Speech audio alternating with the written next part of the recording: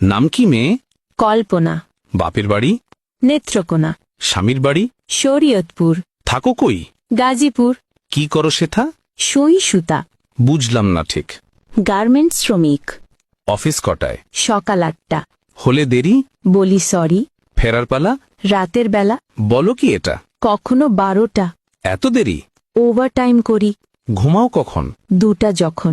রান্নার সময়? যদি কবু হয়। কখন জুটে? ভোরে উঠে। এত খাটুনি?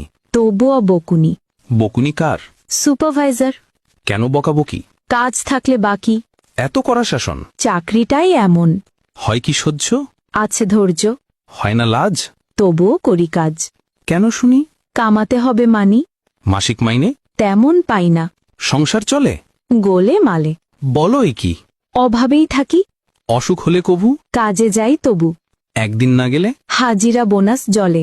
রোগ যদি হয় কড়া? চাকরিটাই হাতছাড়া।